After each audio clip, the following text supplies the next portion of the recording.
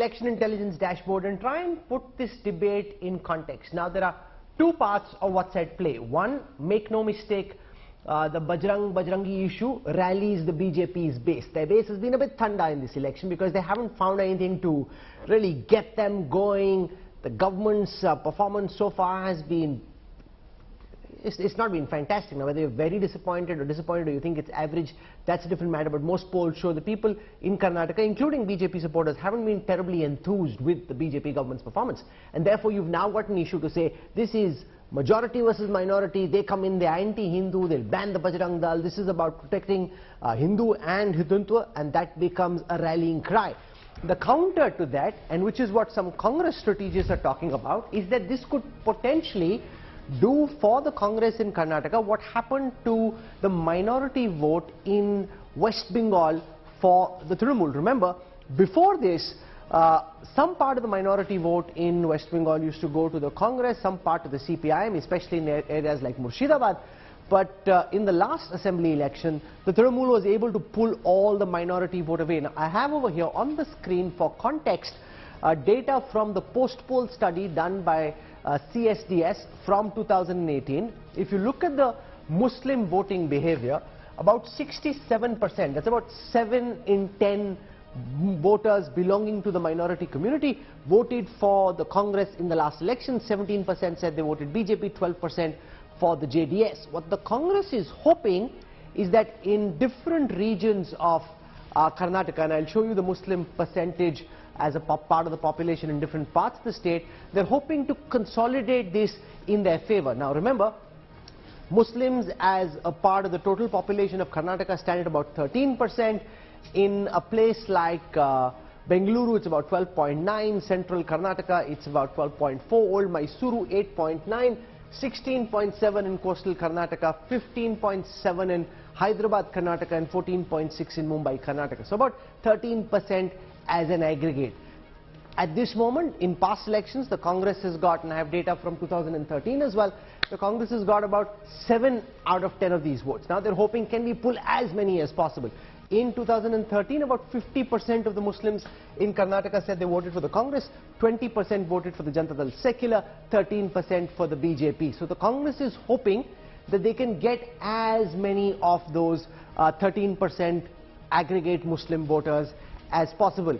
Sandeep Shastri, how does this play out from a psychological perspective?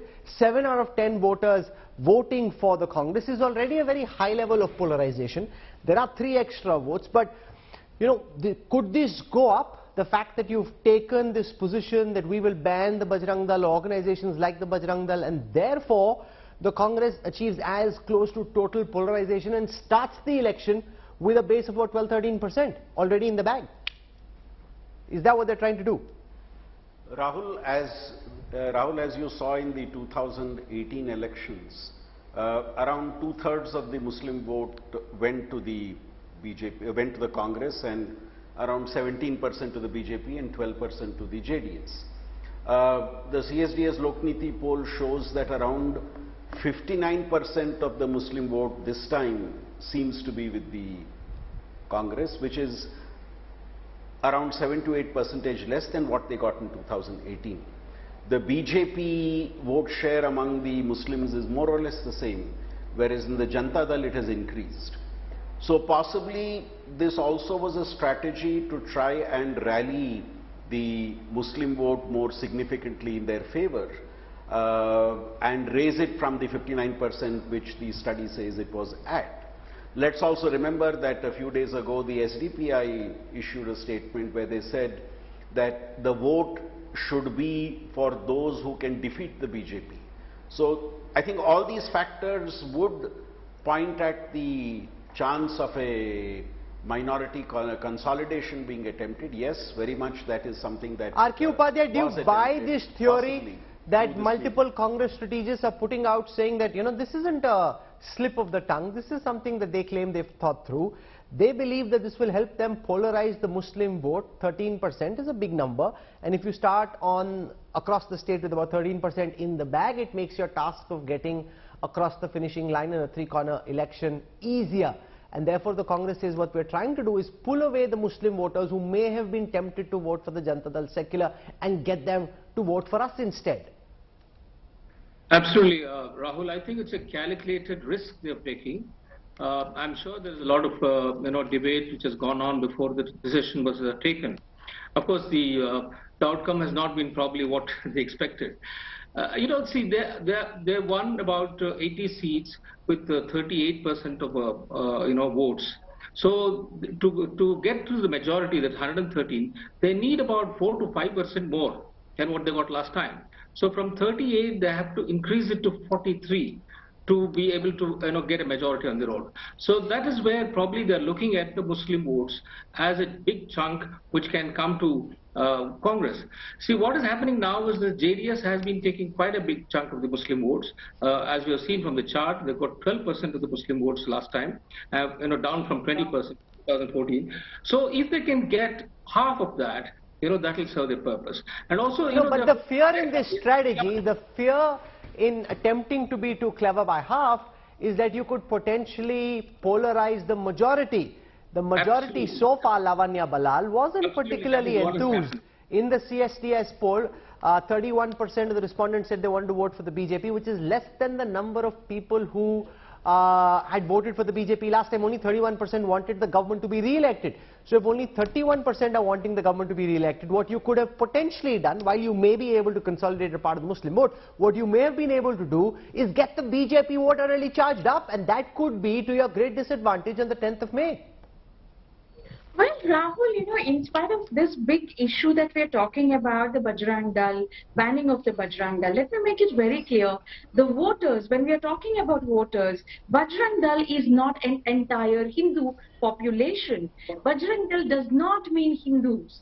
There is a huge chunk of Hindus who are upset with the administration of the BJP government in Karnataka, and this particular thing that we are talking about is also appealing to a huge chunk of Hindus who do not like their peace to be disrupted on a daily basis by any kind of organizations like this. So we are not worried about a backlash because of the small. There might be a small backlash. Do you concede this point that Sandeep Shastri just made, that the voter who's out in the street, the one who's chanting the Hanuman Chalisa, is already a BJP voter? That this doesn't materially change the end result on the 10th, because these are BJP voters who are irritated, and there are enough non-Hindu, non-Hindutva voters who are backing a party like the Congress because they don't like how the BJP government in Karnataka has done. Or do you think that this singular issue could potentially be a game changer? Shriraj Nayak. Absolutely, no, absolutely not. I agree with Mr. Sandeep Shastri. Shriraj Nayak. Well, Rahul, the questions to me, let me answer. Yes, sir. Let me answer. Well, Rahul, in Hindi there is a saying, in Hindi there is a saying, "Khisyani billi khamba noche." Now, Congress very well knew that they are not going to win the elections. So, this is a last attempt to rake up Bajrang Dal. And there was no need to drag Bajrang Dal in the politics of Karnataka. They saw the Muslim votes drifting towards JDS and some going to Aam Aadmi Party and MIM. This was the last resort they attempted. But this is not going to work. Definitely Hindu votes are going. It is not only the BJP cadres or the Bajrang Dal cadres or the VHP cadres. It is the Hindus in totality who are very upset about this decision to ban Bajrang Dal. Now, and they compared, and the other thing which hurt the Hindus in totality is the comparison between PFI, which is already banned. So Bajrang Dal is not a banned organization; it's a pan-India organization. Now, they should have, if they had the guts, they should have banned Bajrang Dal in Karnataka, Chhattisgarh, where they have their government, or Himachal Pradesh. So this is a pure drama. They dragged the Bajrang Dal in the drama, in the political drama unnecessarily, and believe me, Rahul, on 13th, Congress is going to be routed. They are going to pay a huge price for this blunder they have made. In Hindi, again there is in Sanskrit there is a saying, Yatha Raja Tatha Praja. A leader like Rahul Gandhi, who has been repeatedly making mistakes after mistake, losing states after states, again making a similar mistake of again portraying anti-Hindu. This is going to be a big blunder for Congress.